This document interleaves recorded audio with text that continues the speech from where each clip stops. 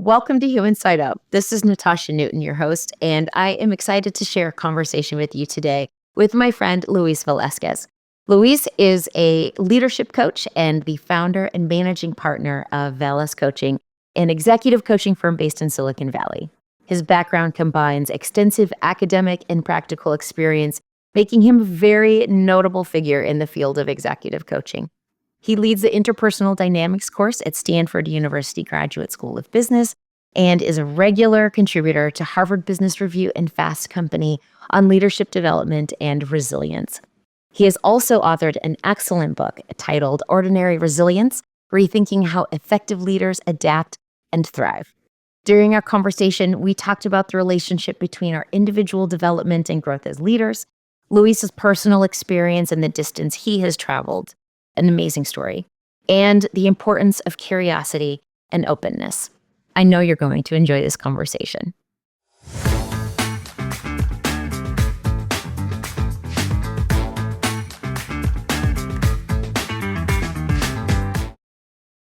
Well, Luis Velasquez, thank you so much for being here. I'm very excited to have you on. I have enjoyed getting to know you as a human being over the last couple of months, and very excited about the fact that we align on so many things. And so I look forward to this conversation and being able to share some of the insights that you have and some of your personal experience and professional experience with this community of leaders who are looking to create more dynamic and inclusive environments in their organizations, just to bring the humanity to leadership. So thank you for being Well, here. Natasha, thank you so much for inviting me. I'm humbled and Oh. and surprised that you decided to invite me. Thank you. It's my pleasure. So one of the things that we like to ask here on this podcast, just to kind of get a little familiarity with who you are and where you come from, is sort of a two-part question. And it is, what are one or two words that you would use to describe yourself that we might not find on your very impressive CV / resume that have really become a part of the fabric of who you are as a human being? And if you could share just a little bit about how or when maybe you started to own those things about yourself as truth that you hold. I think that the word that I like to describe myself as, and I want to embody that label, is resilient. I want to be known as resilient. I want to be shown up as a resilient individual, and I believe that that is part of the fabric of my being. However, if I go one step down, for me, resilient has three components. Number one is committed. I'm committed to whatever I decide to do. I'm committed to my wife, committed to my clients, committed to my purpose. And I use committed because it has an emotional component behind it. You can say I decisive, but decisive is from the head. I think commitment comes also from the head, also from your heart. So commitment is number one. Persistent is the other one. Is I am relentless. I like to do hard things. I have run over 100 marathons. I have done, run over, my longest run is 105 miles. I have survived 3 brain surgeries. I moved to the States, not knowing English, and went to the university and got a PhD, became a professor, all of those things. So I like to do things that are hard. And I realized that some of those things are not easy to do. And I think that a lot of times we confuse pain with uncomfortability. And like, for instance, people say, I don't want to talk to my manager because it's too painful. I don't want to go to work because it's too painful. And the reality is that it's not painful. It might be uncomfortable. So and the reality is that life is hard too. There are so many things that are happening in there. So, but you're persistent. You realize that there are things that need to be done. You're going to do them because you're committed. And the last part is that I am optimistic. I used to call myself the most optimistic person in the world.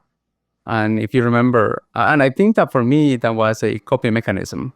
I grew up in Guatemala in a time that was a lot of war and under extreme poverty, and being optimistic, thinking, oh, this will pass, this shall pass. I can see myself doing something was a coping mechanism for me, defense mechanism to avoid the suffering. But it actually helped me really well to get where we am. So that combination of those three things, commitment, persistence, and optimism is what I call my formula of resilience. And that's what I think that um, um, kind of defines me. I mean, that's an entire podcast, just asking more questions about the thing that you just dropped as an opener there. I mean, I think it is true that there are layers to resilience, right? It has components to it. And I love that you've shared, thank you, about how you've come to those in your life, and an endurance athlete, hard things, right? Um, coming from a place and seeing something for yourself that wasn't necessarily available to you right where you were, and making that a reality for yourself, and continuing to push through those things, and being incredibly optimistic that you could do those things, and that you could achieve those things, and then overcoming physical adversities, not only in your endurance athlete endeavors, with the brain surgeries, and dealing with all of those things that come with that. So thank you for that. We're gonna unpack some of Yeah. those things, and I would love to understand how that sort of combination, like you sort of laid out a little bit of your journey. How did those things um, lead you into coaching? Because the reality is, you came to coaching via plants, right? Like this whole other world of research and living things, and you came to this work as a result of that. But really, when I've heard you talk about your story in the past, there are these threads all the way through, and I would love to understand a little bit more, maybe how that journey led you to leading leaders, and Yeah. coaching leaders. Um, Let me see how can I start this. Where can I start this part? Um, so I think that my dream when I came to the States was to finish my education and become a professor. So I did. I became a professor of fungal genetics at Michigan State University. And at the moment, I thought, okay, this is great. I have a mate. It's done. All I have to Yeah. do is to get some funding, publish some papers, and get tenure, and I'm done. Um, Life doesn't work sometimes like that. Life throws some curveballs, and all of us, have curveballs at one point or another in our lives. My life curveball came in the form of a brain tumor. And so I was diagnosed with a brain tumor. And then when I came back from the surgery and some of the recovery, the doctor told me that I had to accept my new reality. And my new reality is that I probably wouldn't be going back to teach for a while because I have some cognitive issues. And I probably wouldn't be able to walk straight for, I don't know when, or if ever. Um, so if you remember, when I mentioned, that I was always very positive all the time. I consider myself the most positive person in the world, and I realized that's okay. I'm sure that there is something else that I could do. I'm sure that there is something else that I can actually do. And the first thing that I wanted to do was to get my health back, get better. And in order for me to do that, I frame it. I wanted to run a marathon, and I said to myself, I'm gonna yeah, literally, I framed it, my recovery as my marathon training. So I wasn't recovering from a brain surgery. I was training for a marathon. And that's how I started running. And that's, it's a slippery slope. Once you run one, you start another one, another one, another one, and you can see that how far I could go. Um, Yeah. in terms of professionally and how I got to coaching is at that moment, I survived the tumor, but neither my professional dreams nor my marriage survived. So I needed to figure out a way to reinvent myself, and Yeah. honestly, I think that a lot of times, when we are in transition, the first thing that we do is we change our title from employee to consultant. It's transition, the 90% of people that are Yes. consultants are the people in transition. And that's what I did. And I started looking for a, a job, but at the same time, I was looking for consulting opportunities. And there is only one person. I mean, how can I put this? If I go and revisit all the pivotal moments in my life, I can see that there is one person that has pushed me, a person that has criticized me, a person that has given me an opportunity or unlocked something. And that person, one person came and they say, I think that we can use you as a consultant. And but the caveat is that you'll be working in the Middle East in Saudi Arabia. And at that time, we were in the middle of the war in the Middle East, and everybody was leaving. And here I am going in, Mm. And I started as a consultant for a company because of my background in sciences. I was working, as a consultant in the sciences.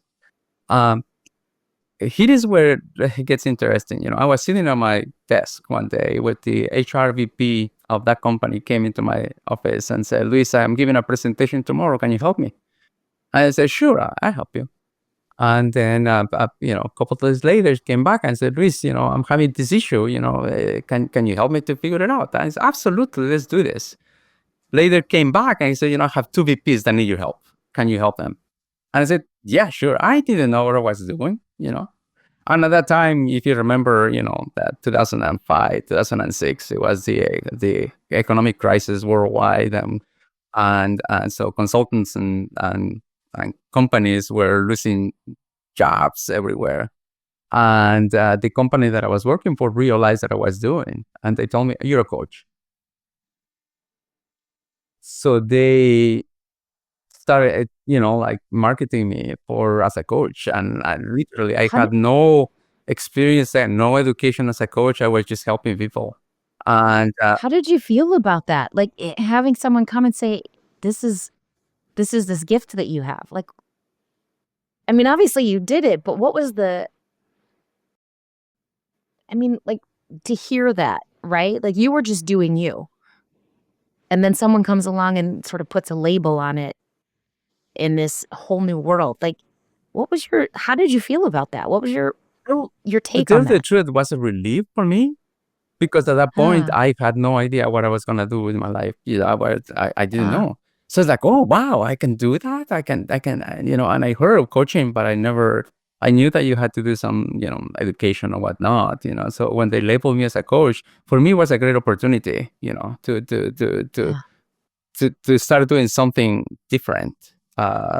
Potentially can become a I wasn't thinking becoming an independent coach. I was just thinking about continuing my journey as a consultant. So yeah, so they Yeah. sent me on 22 countries to coach. All of these countries, this company has a very interesting niche. The niche is they're supporting American companies in developing economies.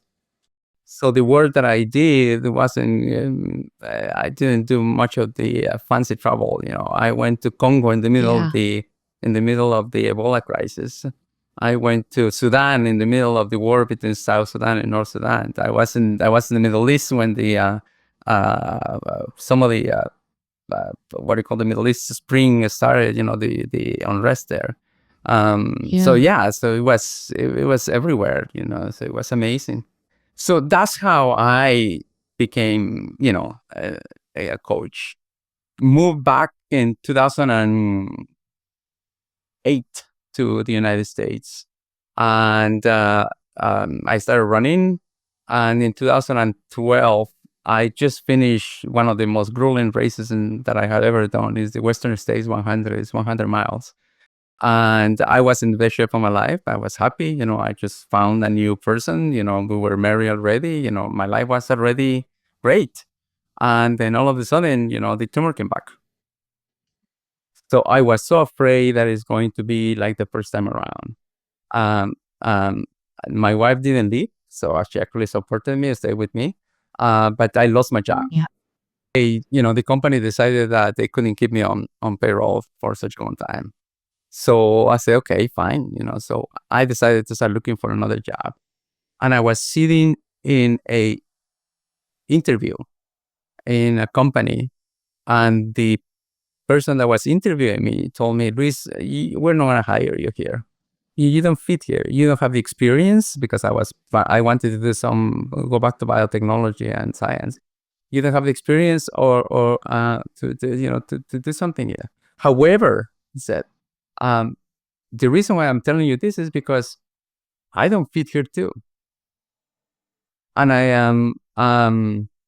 I'm looking for someone to help me transition. Will you help me? Will you coach me? And I am Wow. like, absolutely. So there was a little bulb right there. And I was like, bing, that's what I'm going to be doing now. Instead of looking for a job, I'm going to start looking for clients. And that's when I planted my coaching practice. And since then, I've been very fortunate that, that people want to work with me.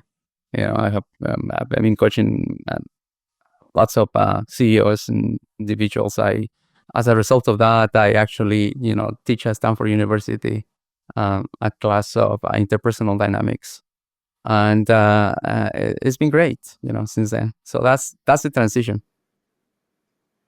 I mean, talk about underselling. I like to do hard things.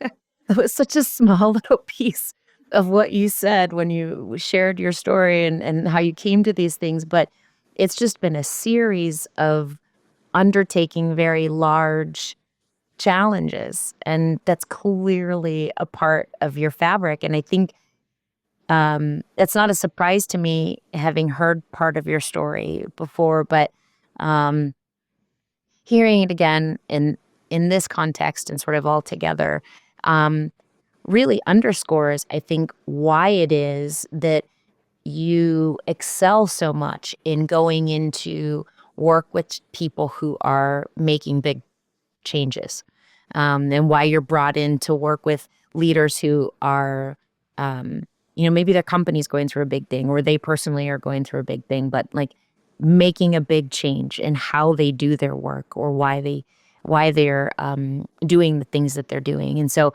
I'm really curious. I know that one thing that you have done a lot of is helping leaders understand themselves and their organizations.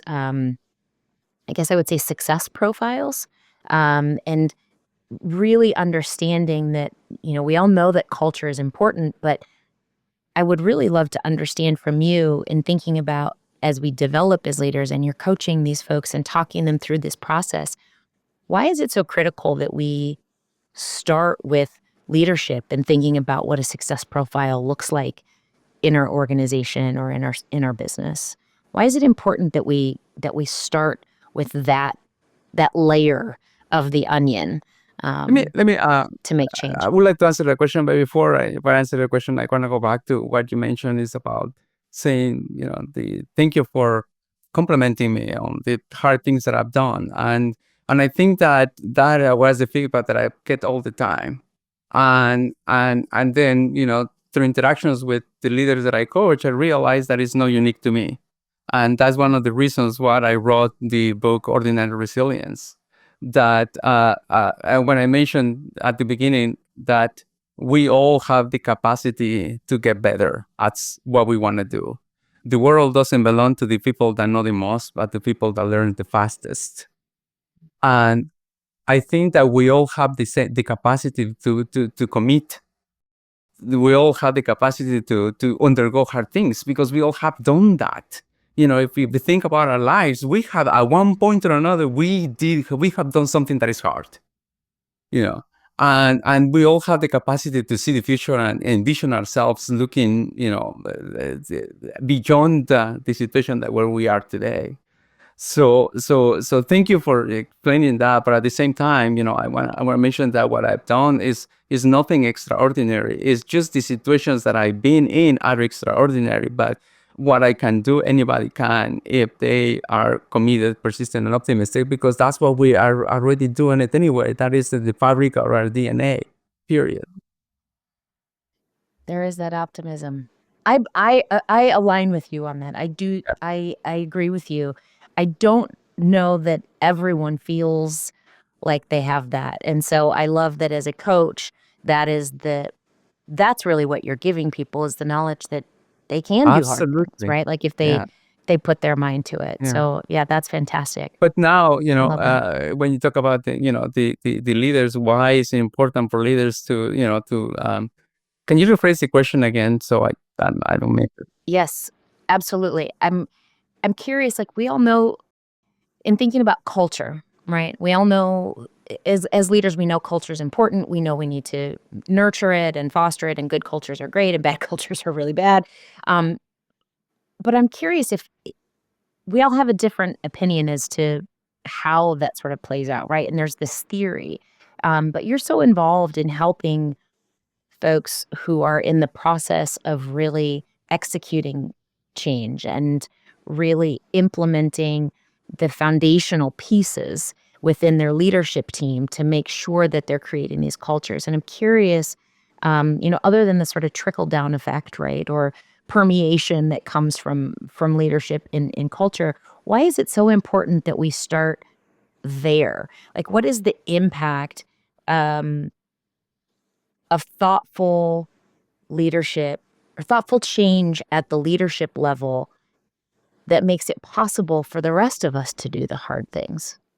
Yeah. So, part of the niche part of the work that I do is I work with people that are highly valuable in their organizations, and very highly valuable. And sometimes organizations cannot afford to lose. But they're difficult to work with. They are the bullies, the people that make the psychological safety not being safe, let's put it away.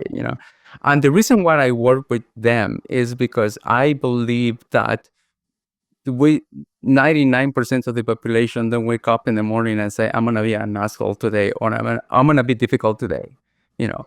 And I think that we all want to have the intention of creating a place where they feel comfortable. And when I mean sometimes they don't think how they come across to others. You see? And a lot of these individuals, they're focused on results. They're focused on results. They're focused on what they want to accomplish. That they miss the view of below, how people are perceiving it and how people are seeing them. So the key here for me is to bring awareness to them from the perspective of, hey, listen, this is how you're being seen. This is how you're being looked at. And they don't like that. You see what I'm saying? So Yeah. when you tell them, you're being perceived as a jerk, you're being perceived as an asshole, they don't like that. So they immediately say, how do you want to change that? How do you want to change that? And I love that because a lot of these leaders, they only need that. It's just the awareness and a way of shifting how they're being perceived, and that has an incredible trickle effect in the fabric of the organizations that they run. So why is it important that they start at the leadership role? Is because they have the biggest impact. They had and the reality is that children mimic the behavior of the parents just the same way as managers mimic the behavior of their managers. They mimic the behaviors of their leaders. So if the leader is kind, compassionate, that is going to trickle down. If the leader is mean, doesn't care about anything, that will trickle down. So that's why it's important, because that's where the biggest impact is. There is something that there is a executive amplification. What they do has an incredible uh, um, influence in how other behave. So they, Yeah. the key here is that they need to they need to three components. I help them to realize what do they want to be known for. I want to be known for a great leader, a caring leader. That's number one, awareness. The second one is, okay, so now what are the skills that you need to do that? Giving feedback, engaging people, helping people grow, asking questions, all of those things. And the last part that I think that is the least used is the habits and the practices that they need to do all the time. Because the reality is that I have seen is that everybody knows, most people know that what they're doing is bad. Yeah. They know how to do it differently because they treat some people different than others. I talk to their wives, their children, their friends, and they're completely different from the people and that they, their employees. So it's a matter of wanting to do that and committing to do that. Yeah. There's something really interesting in what you said that sort of triggered for me. We've all been in organizations where the values are on the wall. Everyone can, they heard them up at intake, right? They maybe hear about them once a year in their annual review, but the behavior that's actually rewarded is different than what's on the wall, right? Or Absolutely. supposedly what they're being measured against. And I think for me, that's what you're talking about there is like, we know the right thing to do, right? But like developing those habits means that everybody else gets to, they know what they're supposed to say. They know what they're supposed to do to get rewarded or to get the promotion or to be valued in the organization. And that dissonance, if the leaders are doing something different, then it creates a lot of dissonance and challenge for folks as they're kind of moving through things. So I think, again, there's that theory, right? As a leader, we've heard this. We probably learned it for those folks who went to business school. For those of us who, just found our way in, like you learn that, and you've heard it, but practicing it can be a very different thing. Um, so a lot of your coaching really emphasizes resilience and integrity and that growth mindset. Um, and I think, again, a lot of leaders know that those things are important, but really executing against that day to day, and building and developing those habits is sort of different. Can you educate us a little bit on some of the sort of practical business implications of leaders building that resilience and integrity and growth mindset in their organization? Like, yeah, you're a better leader. Okay. Right? Like, how do we start to think about what the implications of that are across the organization, um, in a way that is sort of tangible, and measurable? Like, how do we see that? Um, Leadership is, and that this is the hard part about leadership is that everybody wants to measure it. Everybody, and they all have different metrics. And the reality is that it's very hard to to measure the effect the It is. leadership in a percent. What you can measure, what you can see is some of the outcomes of a good leadership. And I think that employee engagement, people are engaged. The biggest driver of employee engagement is the relationship that people have with their managers. So if people want to leave, if people want to quit, if people are looking to, then that is not an engaged employee. And if you look back, you can start seeing what is it and why is that happening. Now, so number one, I think that leaders need to model the way. Yeah. Now, what does that look like? What does that look like? And I think that if I go back and I see the biggest three errors that people do, is number one is missing the personal connection that they might have with their employees. Some people say, "Well, I don't need to have friends." I'm here to tell them what to do, and I keep my relationship separate from work or home. And I think that they're missing an opportunity there to connect with their employees, because when you are connected at the personal level, then you care for each other, and you have each other's well-being, and we care for each other, and you're gonna try to make sure that you do things for each other, not because it's a job, but because you care about the other person. That's number one.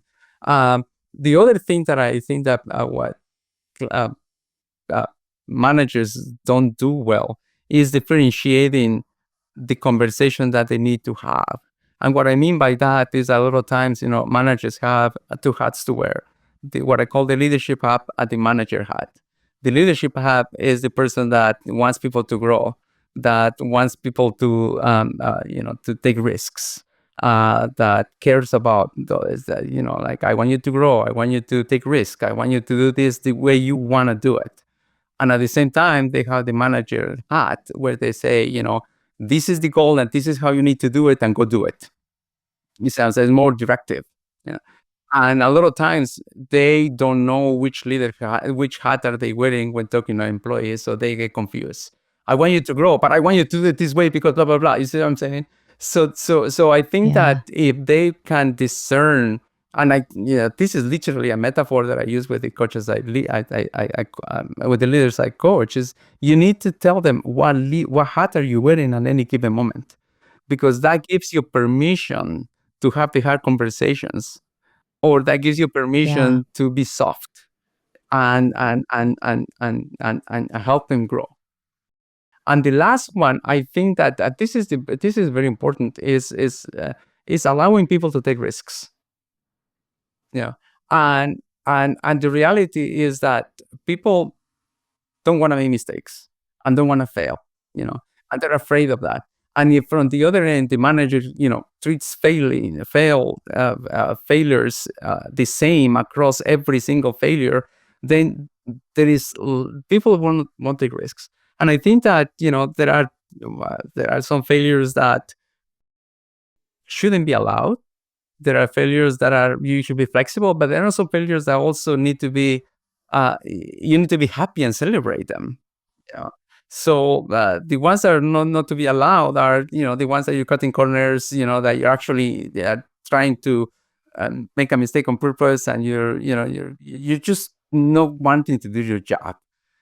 The ones that are allowed is that you do your effort, but there are circumstances that are beyond your control that got in the way, that you couldn't complete the job, like a pandemic started or something else happened.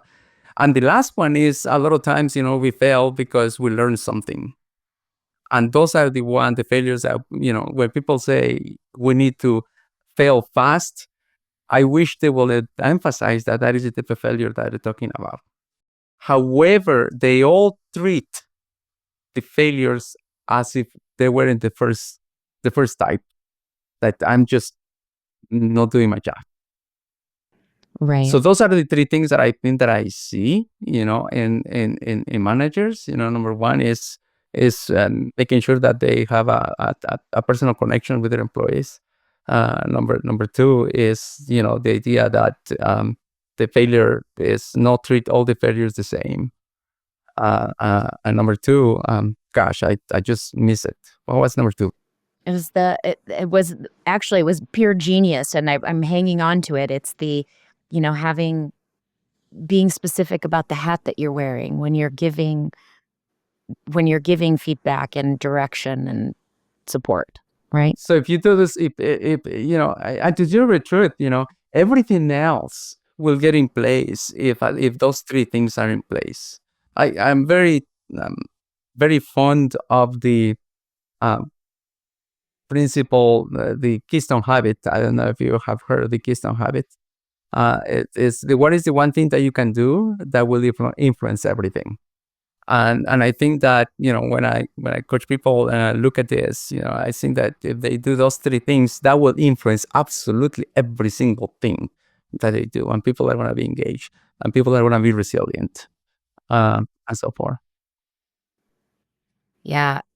Wow, there's a lot there. Like I said, I'm a little light went off, and I got to put it in a box over here because that notion of um, sharing the hat that I'm wearing as I'm speaking to you, and it's just such practical advice because, for instance, in my role as a CEO in a startup, we're moving fast all the time, and I'm thinking about 8,000 things, and I look at my primary job as helping the team be individually and collectively successful. How do I help them do their best and have their best experience so that we can all, move the ball downfield, right?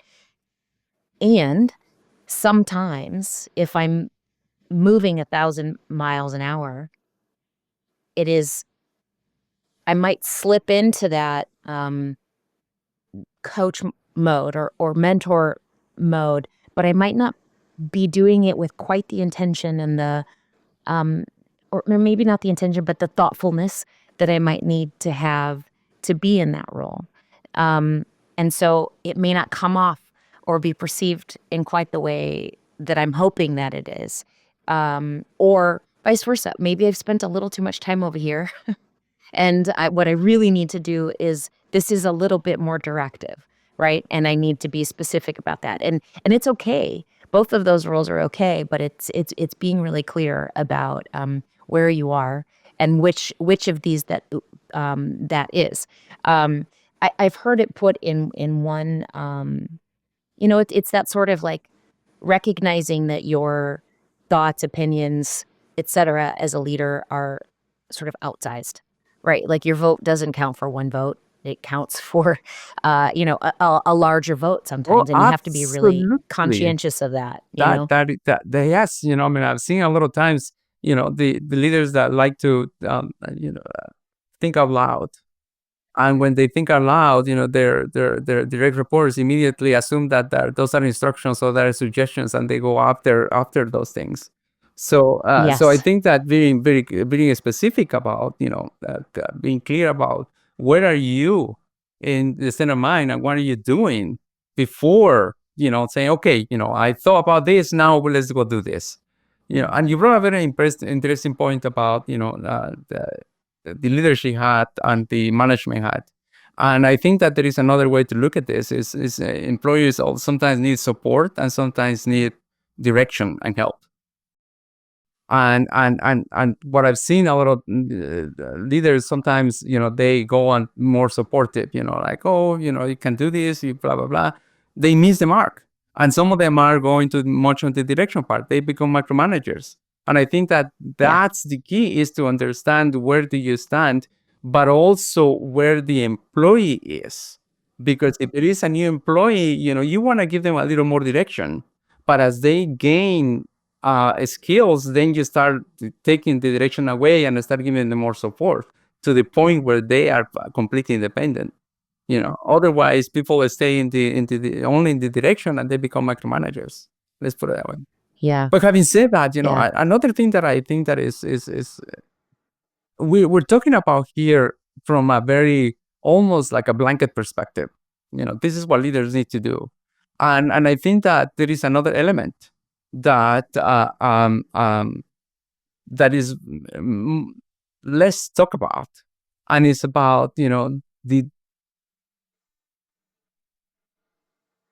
is what the employees need, not based on skills, but based also in where we're coming from, what are we comfortable with,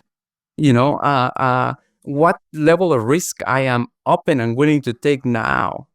And I think that, that doesn't show up. And that's why the connection of the manager with employees is important, because then he can see or she can see, what this person needs, because we're not Yeah. the same. Yeah. I love that your head and your heart just went there because I know those two are often moving in the same direction. Um, because what I was thinking about is in teaching, we're talking about this at a leadership level. But when I think about, some of the folks who'll be listening to this are serving in like a talent acquisition or human resources position where maybe in leadership, I mean, this is a whole separate conversation. Leadership isn't necessarily everyone at the top, right? Like there are leaders all throughout the organization. And so thinking about those folks who may not be in those positions we've been talking about so far, but who might be more in a relationship with someone or a working relationship with someone where leaning into that connection is more part of their day to day.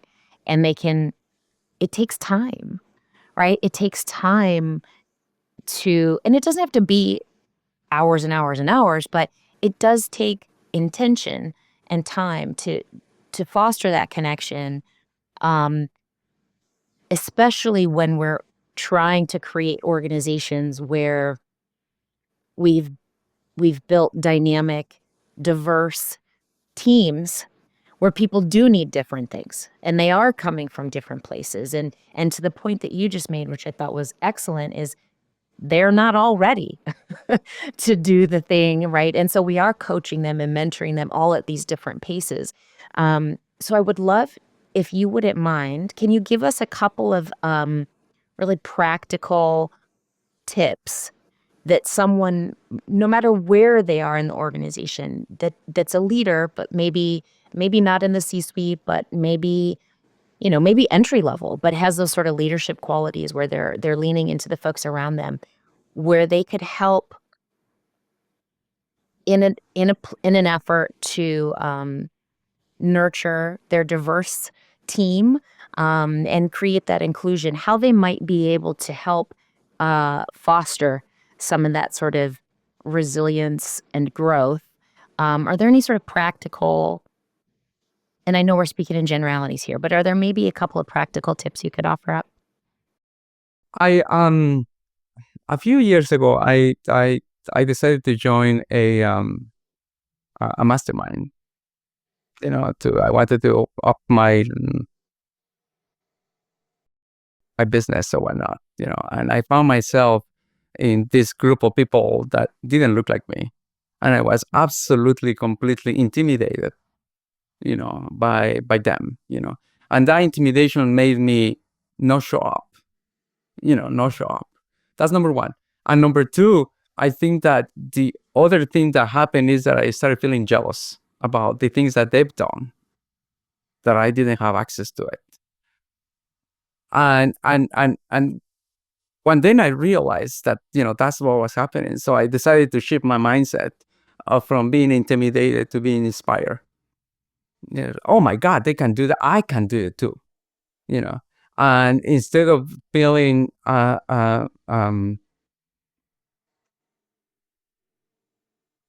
intimidated, or instead of feeling jealous, I decided to shift it to curiosity. So ask questions. I'm jealous of X. Maybe that is a sign that I need to work on that. So tell me how do you do it? How are you doing? What's your experience? That's from the perspective of me doing it. From their perspective, and I think that this is what you're getting at, is that I think that what we need to do as leaders is to be curious about the other individual. Hey, where did you grow up? What's important for you? What's your values? All of those things, because the more you ask those questions, the more you get to know the individual. And most importantly, the more you build that connection. So if the practical is just be curious. Be curious about personal, the employees that you work with. Not because you want to be a great leader, or not because but because you really care, you're really curious about them, period. Yeah. I it's the, be interested, not interesting That's kind of it. concept, That's right? it. Yeah, yeah. And to Yeah. tell you the truth, I mean, when I was in that particular, group, I realized that there was an element that people didn't. People are always afraid of what is different. I got an accent. I am Hispanic. I'm a person of color. And I think that we all have implied biases, and those biases are sometimes are stopping us from asking questions because we don't even know it. you know so I think that from the perspective of the employee, from my perspective, is I need to be open to ask questions myself. And but the leaders, they running all the time, they're doing all those things. They don't stop and think about what this person, what who is this person really, what is important to them. And I think that is time well spent in creating a team and a culture that is cohesive, effective, but resilient as well. So Yeah. there is not a list of things here. You simply get to know each other. I love it. I could talk to you for hours. I won't today because I know you have a family and commitments and all of those things. But I'm really grateful for you because I think that everything we've talked about, while we haven't drilled into like, hey, this is what drives, you know, uh, diversity or innovation. It is what drives diversity and innovation. That connection and that um, opportunity to be curious and to um, help people be resilient, right? And to learn from those failings and to take a hard look at themselves and all these things that you've talked about, doing hard things. Like, all of that drives resilience in Yeah. organizations and people, and really takes it from sort of ordinary to extraordinary. It like really helps make that leap. So thank you so much. Before we go, I I've think that learned. you mentioned something that I really think that is important, that that I talk about, is that people are sometimes are I don't want to say afraid, but we are we're surprised. We react when we're surprised and we're not expecting something that is different. And I think that a lot of times, managers equate people that are different. So if I have a different opinion, oh, you're difficult. If I look a problem, oh my God, you're so negative. You see what I'm saying? So, but it's not about the employee, but it's the ability of the manager to manage people that have contrarian opinions on that. Remember, I was telling the difference between being painful and being uncomfortable. They're uncomfortable Yeah. with sometimes a lot of opinions that are different, and the reality is that uh, uh, uh, uh, diversity of thought most natural will come from diversity of the different types of diversity, not just racial diversity, but people that are different. And I think that the Yeah. one thing that I really love to coach is people that are perceived as difficult employees. And because sometimes those difficult employees are not difficult, they're just different. And a lot of Mm. times, managers don't know how to deal with what is different. Thus they Hmm. label difficult. And I see a pattern a lot of times is the people that are uh, labeled difficult are people that are different. Interesting. I love it. Um, so I appreciate you dropping that little nugget. I was going to ask you if there's anything that I haven't asked that I should have, or anything you'd like to leave us with as we wrap. I think that the premise of my book is the following. That the book is, to think differently. I mean, to act differently, we need to think differently, and to think differently, we need to see differently. And I think that the only way you can see differently is to be open and curious and asking for feedback and asking for suggestions and get to know each other, get to know people. So I think that we as leaders should be relentless about asking for feedback, asking for suggestions, getting to know people. because that is data that will make us see the world differently, and therefore think differently and potentially act differently. I love it. Great gems there. Thank you so Natasha, much, thank you Luis, for so your much for having time. me. I hope that I wasn't mumbling. No, not at all. Not at all. And I appreciate, again, you've just underscored for me that how much I appreciate your thoughtfulness in our conversations, and really taking a moment to understand, but also to um, respond to the heart of the thing. So I really appreciate that. So thank you. So there you have it. Having had other opportunities to speak with Luis on many topics, I was not at all surprised by his reflection and his thoughtfulness, and I trust that you will have found as many gems in this conversation as I did. I appreciate you listening, and check out the show notes below for how you can connect with Luis and let us know what you thought of the episode. Thanks for listening.